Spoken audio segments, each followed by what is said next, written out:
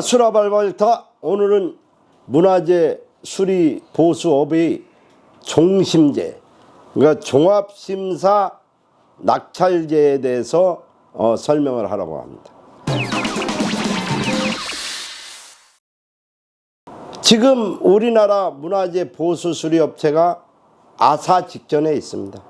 왜 그러냐면 국가에서 발주하는 모든 공사를 종심제라고 해서, 예를 들어서 점수제로 환산을 해서 입찰 자격 제한을 하고 있습니다.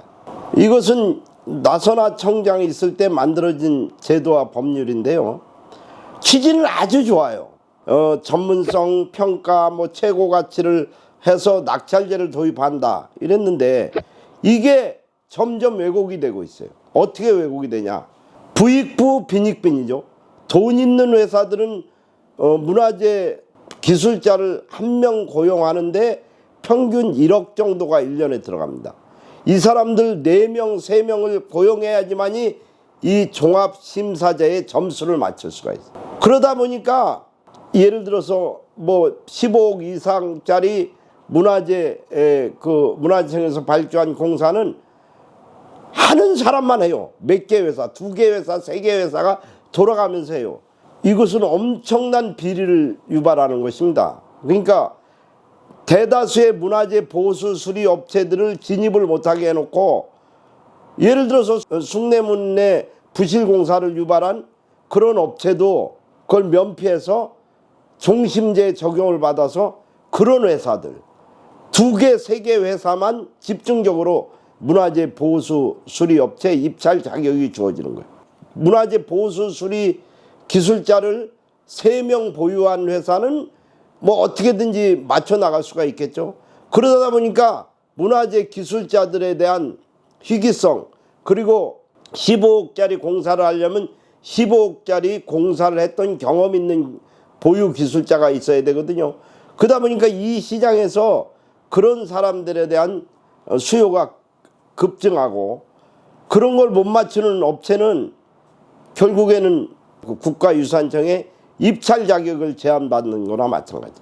그러다 보니까 몇 년 동안 2개, 3개 업체가 빙빙 돌아가면서 하고 있어요. 이건 나눠먹기나 마찬가지예요.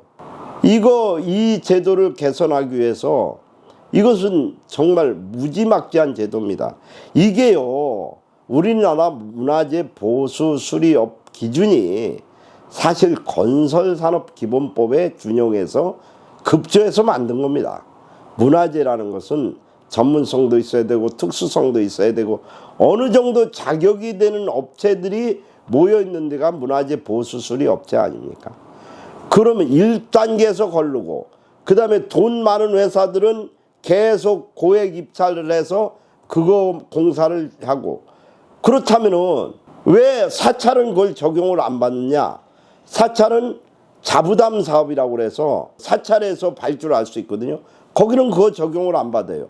그러면 사찰 문화재는 중요도가 떨어지고 국가에서 발주하는 문화재는 중요도가 높다는 겁니까? 이거는 아주 악법 중에 상악법입니다. 이 문화재 보수 수리 업체를 양성화시켜서 그들의 그 전문성을 확대시켜야 될 국가유산청이 법적인 테두리로 온갖 제약을 가해서, 이게 사실 이 법이요, 숭례문 화재 이후엔 급조된 법인데, 이거 제도 개선해야 됩니다. 제도 개선하지 않으면 자율시장 경제 체제에 남아있을 수가 없어요. 그러다 보니까 사찰하고 업자들 간에 지금 거기밖에 없으니까 그런 사업을, 그러니까 업체도 유지하려고 하다 보니까 부득이하게 그런 모든 일이 벌어지는 거거든요. 그리고 사찰의 공사도요, 지금 이 자리에서 죄송한 말씀이지만 스님들이 잘 몰라요. 스님들은 그냥 우리나라 수행하고 이러다 보니까 공사 이런 기준을 잘 몰라요. 그러다 보니 조그만 문제만 생겨도 문화재 보수 수리 업체에 와서 이것 좀 해줘라 저것 좀 해줘라, 그러니까 비용 부담이 엄청납니다. 그런 시장은 종심제가 적용이 안 되고 국가에서 발주하는 건 종심제가 적용이 된단 말이에요. 이번에 문제가 생긴 도남은 사태라든지 국가에서 15억 이상 발주하는 거, 이런 데를 종합심사해서 7년 이상 된 보육기술자 몇 명 확보하고 있느냐에 따라서 점수를 더 매겨서 아예 참여 자격을 원천적으로 봉쇄하는 거. 차라리 예를 들어서 그런 진짜 굉장히 중요한 공사라면은 낙찰 자격을 뭐 한 50억, 100억 이렇게 해서 그런 데를 한다면 모를까. 15억이면 1년에 15억짜리 공사 하나 해갖고 먹고 살 수 있는 데가 없거든요. 이 기준이 건설산업기본법에 준용해서 문화재 수리업이 급조된 것이기 때문에 근본적으로 문화재 수리업의 법률을 개정하지 않으면 이거는 아주 계속 민원이 생길 거예요. 아니 이건 무슨 입찰 제한을 두고 갖고 그럼 뭐더러 보수업체 면허를 내줍니까 문화청에서. 아 그리고 경쟁 상대가 최소한 뭐 예를 들어 입찰이라고 그러면 한 30개 40개는 돼서 그중에 한두 군데가 돼야 되는 거지. 입찰 자격 제한하니까 입찰할 수 있는 사람이 두세 개 많아야 서너 개 되는 회사가 4명이서 짬짬이로 이거 해먹는 것밖에 더 됩니까? 아이 차라리 그러려면 낙찰 자격을 지금 15억인데요. 15억을 좀 더 높여서 진짜 중요한 공사다. 이게 뭐 예를 들어서 최고 가치를 국가유산청이 하는 얘기가 맨날 그래요. 소 잃고 외양간 고치는 겁니다. 그날 숭례문 때 인사가 보수업체를 뭐 문제가 있다고 그래갖고 급조해서 이 법을 만든 겁니다. 그리고 뭐 TF팀이라고 해서 구성해놓고 뭐 이걸 또 개선한다는데 이 법 갖고 몇 번을 뜯어 고치는 겁니까?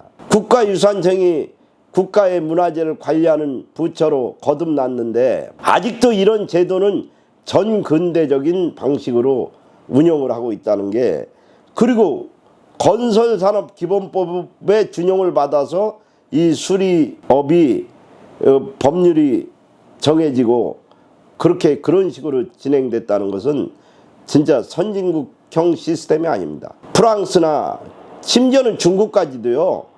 뭐 물론 국가에서 일부 하는 부분도 있지만 이런 식으로 하면 공산주의나 다름없습니다. 그러니까 그동안 종심제로 낙찰받은 업체 전황조사를 해보면요. 두세 군데가 계속 집중적으로 돌아가면서 합니다.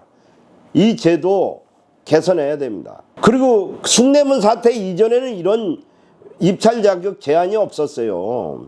기본적으로 보수업체가 데리고 있어야 할 기술자, 기능인 이 자격만 주어지면 모두가 입찰을 할 수가 있었는데 이제는 종합심사제로 묶어놔갖고 뭐 이번에도 뭐 두세 군데로 자격이 안 되니까 입찰을 못하는 거예요. 이 제도 개선하지 않으면 국가유산, 유산도 이 수리업도 하나의 산업이거든요. 이걸 파트너 인식을 갖고 국가유산청도 이들을 잘 진작시켜서 이들이 결국 우리나라 문화재 보수를 하면서 국가유산을 지키는 거 아닙니까? 부실공사가 없도록 서로 많은 교육도 시키고 이런 걸 통해서 제도 개선을 해야지. 법적인 틀로 묶어놓고 하는 게 이게 무슨 공산주의입니다. 공산주의. 국가유산청은 조속하게 이 법에 대한 문제점을 검토해서 그리고 맨날 들러리 세워놓고 지방공무원들 놓고 설명해야 하고 적법한 의견은 듣지도 않고 이게 지금 뭐 하는 겁니까? 이 법을 입법했던 당사자조차도 이렇게 운영하면 안 된다고 이건 문제가 있다라고 주장합니다. 지금 수리기술과에서는 조속히 검토해서 이 종심제의 문제점에 대해서 이거를 급조하지 말고요. 최소한 여러 사람의 의견도 듣고 특히 국회의 의견도 듣고 이렇게 해서 아니 말 그대로 종심제로 묶어놓으면 입찰할 수 있는 자격이 3-4군데밖에 안 되는데 그 사람들 갖고 우리나라 중요 문화재를 다 컨트롤 하겠다는 겁니까? 왜 입찰 자격 제한을 합니까? 요번에 종심제에 대해서 저는 결단코 약속을 드리겠습니다. 이게 무슨 저보고 뭐 업자를 대변하냐 이런 소리가 들리는데 이거는 정당한 방식이 아니잖아요. 과감하게 국가유산청으로 새롭게 출발한 이 마당에 과감하게 바꿀 건 바꿔나가야지. 그래야지 문화재 보수업체도 직원 고용하고 그들도 생활을 하고 그러지. 뭐 조금만 하면은 어떤 불법과 탈법을 저지를 밖에 없게 만들어 놓은 것이 결국 국가유산청 아닙니까? 수익성 없는 건축물, 그러니까 15억짜리 밑에만 그거 하라는 거 아닙니까? 근데 왜 또 종심제에서 사찰에서 관리하고 있는 중요한 문화재는 왜 빼놓은 겁니까? 그렇다면 너무 이율배반적인 얘기입니다, 이거. 국가유산청은 지금부터 제도 하나하나씩을 개선해 나가는데 최선을 다해 주기 바랍니다. 감사합니다. 아수라 발발타였습니다.